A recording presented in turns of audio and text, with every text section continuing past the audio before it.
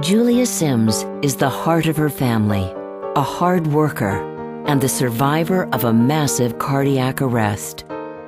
The symptoms that I began to notice that were so intense were in my upper shoulders and neck and back. Had had indigestion for a long time. I was extremely exhausted, past anything that I had ever felt before. Her husband Jeff and daughter Brett left home thinking she was recovering from a bad bout of the flu. By coincidence, they returned home at the same time, and as it turned out, just in the nick of time. We come in, go directly upstairs. Julia was laying in the bed. She actually sat up in the bed and was chatting with us. And that was the first time she really had, like, her personality back. I put a pair of shoes in the closet, and when I turned back around, Julia's head was down, sitting on the bed.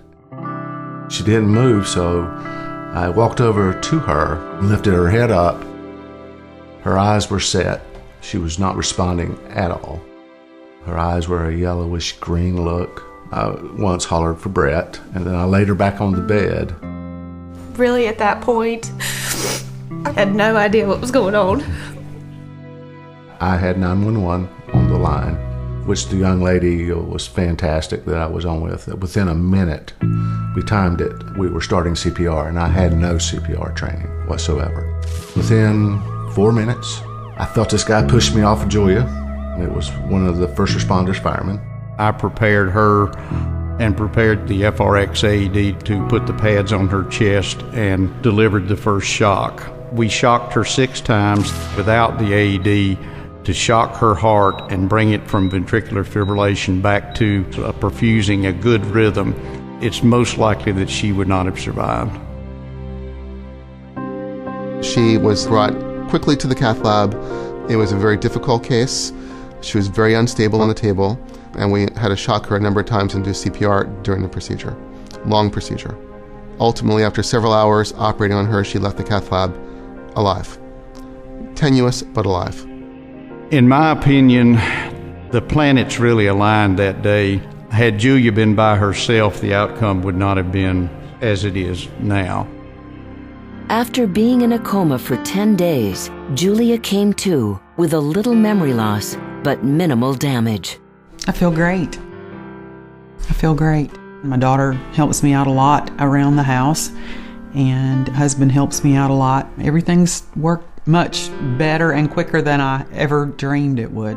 To see someone in the condition Julia was in when we started, and to see her today, it's truly amazing.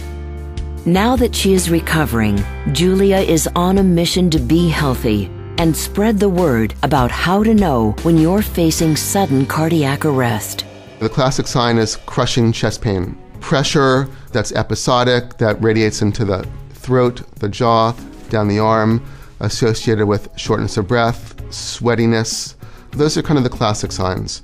I had neither one of those things leading up to this. Women, for some reason, have not so classic signs.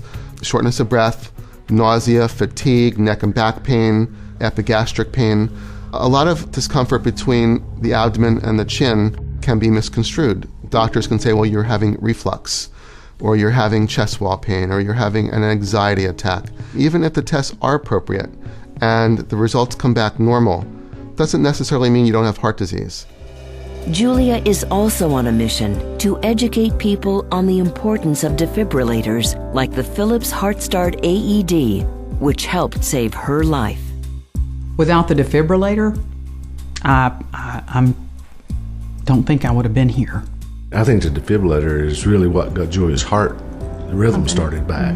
I don't think she would have made it without that. AEDs definitely save lives. They save lives because there's no other way to get the heart in rhythm. And if the heart stops and there's no circulation, the patient is dead. Had she not had the quality CPR or defibrillation, we would have had a different outcome. That allowed her to get to the hospital. It's imperative that automated defibrillators be available in every city and town. I look forward to buying one.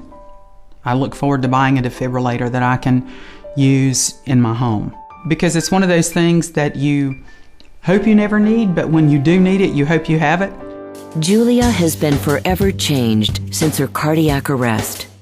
She has formed close bonds with her rescuers and has nothing but gratitude towards everyone who made it possible for her to be here today.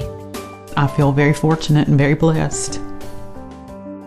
Everything that happened that day was just, it all was perfect. And those people who developed that defibrillator were a part of that.